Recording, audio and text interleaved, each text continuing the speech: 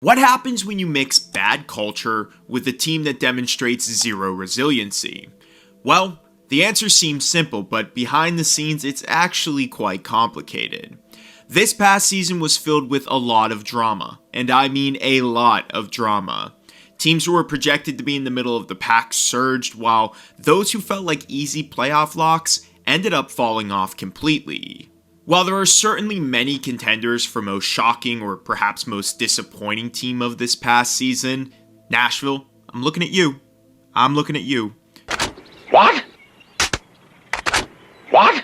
No franchise across the league had a bigger fallout or implosion than the New York Rangers. But what exactly happened? I mean, just a year prior, they had one of, if not the best seasons in their franchise's history. How did they go from that to regressing into a middle-of-the-pack, average, past their prime hockey team that dropped off statistically in nearly every category? Well, let's talk about it.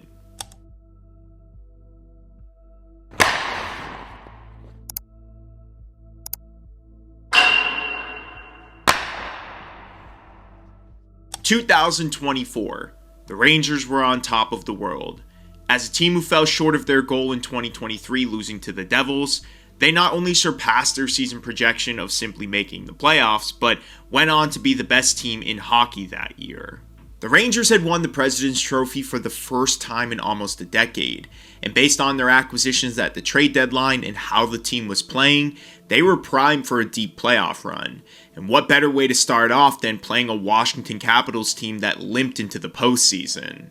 The Rangers dismantled the Capitals in 4 games, and then carried that momentum into round 2 against Carolina, winning their first 7 outings of the playoffs.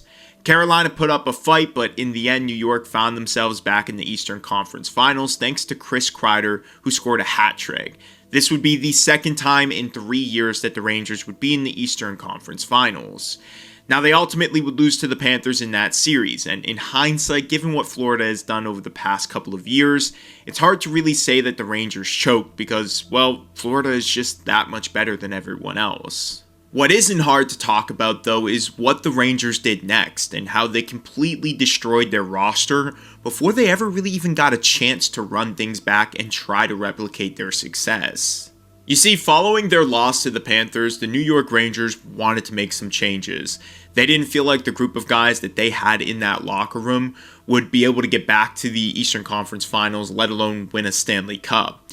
And maybe there was some financial aspects that go into this, which we'll talk about a little bit later, but according to Chris Drury, there was one guy that stood out on paper a lot who he really wanted to trade. A guy who he didn't understand at the time had a significant impact on that locker room, Jacob Trouba. Trouba was known for his leadership and physical play style. As the captain of the team, most people enjoyed watching this guy run through opponents on a nightly basis. But while Trouba was a likable guy who fans looked up to, he also made a lot of defensive mistakes. Like too many defensive mistakes for a guy making $8 million per season. This is what made him Drury's first target. But there was an issue. Well, 2 issues. First off, Jacob Trouba had a modified no-movement clause, meaning there were 15 teams that he was not allowed to be traded to. Second, his wife was still in university in New York, so it was more beneficial to him to stay with the Rangers because he wanted to be around his family. This became problematic when Drury was shopping around Trouba. The market for this player wasn't exactly great, and the destinations that were interested were all listed on Trouba's no-movement clause. Eventually, the Rangers became so frustrated that they threatened to place their captain on waivers, where they knew no team in the league would pick up his contract, which would force him to play in the minors. The conversations became so toxic that Jacob Trouba eventually waived his no-movement clause and was moved to the Anaheim Ducks right in the middle of December. Trading your captain is one thing, trading him kind of into the season is also another thing, but trading your captain with all of this public information being out there in the middle of the season and the entire way that they handled it was just diabolical. The impact that this had on the players was kind of catastrophic, something that goes under the radar when people talk about the Rangers that year. Remember, Drury was dropping quotes like "no one's safe," talking about fan favorite players like they were nothing. Obviously, this must have been frustrating for the players in the locker room to see their captain be mistreated, and it kind of affected their season from then on out. Now, remember earlier when we were talking about Trouba, I mentioned a money situation that I was going to bring up later on. And at this point, this is where I can talk about it. Just the day after they traded Jacob Trouba, the Rangers would extend their goaltender Igor Shesterkin to an 8-year by $92 million deal, just above $11 million. So it does make it a little bit more justifiable that they need to get Trouba's contracts off the books if they wanted to keep their goalie, but still, the way that they handled the entire situation, they had to have known that it was going to impact their players in some way. Like, you made Jacob Trouba the captain for a reason, because he had some pull in the locker room. So when you mistreat him that way, obviously the players, they're not going to be happy with the entire situation. But the drama doesn't end there in New York. Nope. Just a few weeks later, and the Rangers continued to struggle right after the Trouba trade and the Shesterkin extension, and you start hearing more rumblings from their locker room as public comments come out from yet another player. This time around, though, it was one of their younger forwards, Kaapo Kakko. Kakko's time in New York was met with pretty mixed reviews. As the second overall pick in the 2019 draft, he and Alexis Lafreniere were supposed to be staple pieces to the team's top six for their future. Unfortunately, the team just never really properly developed him, he never met his projections, and with that he was constantly buried in the lineup or healthy scratched, leading to this next thing we're about to talk about. Following a game in mid-December where Kakko was healthy scratched, he spoke to the media stating, "I was surprised. I know we're losing games, but I think it's just easy to take the young guy and put him out. That's how I feel." Reporters then said that he looked dejected as ever, making a final statement, "I haven't been on the ice too much when opponents score a goal. I have not been the worst guy, but that was me taken out of the lineup." Almost instantly, Kakko was then traded to the Seattle Kraken for Will Borgen and a few draft picks. Yet another player mistreated by the organization in that very season. And whether you were a fan of Kaapo Kakko's game or not, you have to admit the Rangers don't have the best reputation when it comes to developing players. And sure, maybe it wasn't a great fit from the start. Maybe he just didn't produce to the level that the Rangers believed he could. But regardless, this was another player leaving the New York Rangers for a return that didn't exactly make sense at the time. We're about halfway through the season for the Rangers and there's still so much to cover, so let's quickly go through this next portion of the year. Trade deadline and the Rangers are about a .500 hockey team, looking to add and try and turn their season around to make the postseason. Another team at the time that was experiencing drama was the Vancouver Canucks, and I won't get into all of the stuff that happened that year for that team, but they had some infighting in their locker room that would ultimately lead to JT Miller returning to New York.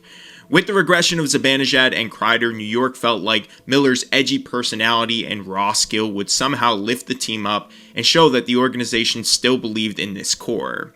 Unfortunately, the Rangers could never figure things out, and this led to the team missing the playoffs altogether, just 1 year after winning the President's Trophy and being the best team in hockey. So what exactly went wrong? Well, remember at the top of the video I mentioned one word: resiliency. And if there was one word I would use to describe the 2023-24 Rangers, it would be resilient, something that was completely stripped away just a year later. The Rangers won the President's Trophy last year based on their resilience, and had the best record in the NHL, leading the league with 28 comeback wins, including 5 times where they won after trailing by at least 2 goals. This season, however, they would rarely complete comebacks. They finished with 15 on the season and were the only team in the league without a multi-goal comeback win. Last season they had 13 wins in a game where they were down going into the third period, and this season they only had 5. They went from being the most resilient team in the NHL a year ago to one of the least resilient this past season. Another thing that was the Rangers' bread and butter from their President's Trophy run was their amazing special teams, particularly their power play. This past year, it became completely anemic. Last season, the Rangers were 3rd in the NHL on the power play with a 26.4% success rate. It was a difference maker, especially considering that their 5-on-5 production was almost in the bottom third of the league, tied for 19th with 166 goals. This past season, their power play was just terrible. They finished 27th in the league with a success rate of 17.9%, and from February 5th to the end of the year, they had an 11.3% success rate with 4 shorthanded goals against. And the last and maybe perhaps the biggest reason for the Rangers' significant drop-off was the lack of production from their veteran players. Kreider, a New York Rangers legend, has also now been traded to the Anaheim Ducks. He went from being a bargain in this league to a contract that was completely immovable. Kreider went from being a 35 goal scorer, 75-point player to a 30-point player in just 1 year. And the same goes for Mika Zibanejad. Mika, a consistent point-per-game player, struggled in 5v5 and special teams play all season long and saw a 10-point drop-off from the year prior. His inability to establish himself as an impact player was a big reason for the JT Miller trade, and likely next season we could see him playing on the wing a lot more depending on how New York structures their lines. And last thing was Fox having a down year. Maybe it was Lavi and his system, but Fox was just not himself all season long. This is something I expect to change with Mike Sullivan coming in, but he was not great last season, and it played a role in the drop-off of other defensemen like Keandre Miller.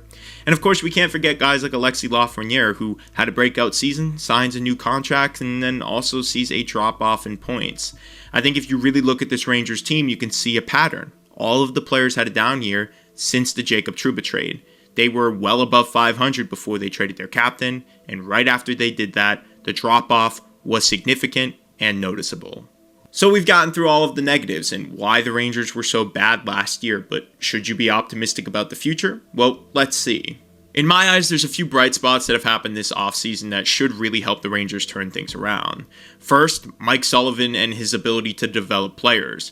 With the Rangers making some significant changes this offseason, they can now give more minutes to their remaining young players like Will Cooley and Gabe Perreault, who I figure are going to be a big part of this team's future. I also think that Sullivan is really great at building up defenses, and I think that Fox is going to thrive in his system, as well as Gavrikov, their newest addition on defense. The Rangers also still have one of the best goalies in the world, and sure, Shesterkin didn't have his most dominant season, but I think we all can agree that was more because of the Rangers' defensive issues than anything else. Obviously, they didn't cover well in front of him last year, but he still put up some pretty solid numbers. 26 wins, a 2.91 goals against average, .903 save percentage, with 5 shutouts. I think with the additions of Gavrikov and Fox hopefully bouncing back, we should see Shesterkin get back to that Vezina Trophy candidate caliber player that he has shown us every single year. He's just that good. And the last thing I kind of want to highlight is Will Cooley. I'm not sure if you guys noticed this, but he took a significant jump in his development this year. And like I mentioned a couple of times, with guys like Kreider out the door, and now there being more availability in that top 6, I think we could see Will Cooley slot in on that second line. Eventually, I think that a guy like Gabe Perreault is going to fill one of those slots, but for the time being, if he can play alongside guys like maybe Trocheck and Zibanejad, I think we're going to see his numbers increase, and that should be a solid position for him to be playing in this year. So should you be optimistic about the Rangers? That's really the question here. Well, I'm in the camp that this past season was just bad from the start. However, I do believe that this core is capable of a lot more. With the significant roster changes, the Rangers are looking to turn the page. Question is, will the players adapt to this new culture and step up to the plate? Or will they fall back into old habits and remain an underachieving team? I guess we'll just have to wait and see. A lot of stuff happened for the Rangers this year, and I'm sure I missed a thing or two, so if there was a significant moment that I forgot to include in this upload, be sure to drop it in the comments below, as well as your general thoughts on this past year for the Rangers and what lies ahead. And hey, if you enjoyed this video, be sure to give it a thumbs up and subscribe now. I also have a couple of other pieces right here for you guys on the screen to watch while you're going through the off season. Again, thank you guys so much for watching. I will see you in the next upload.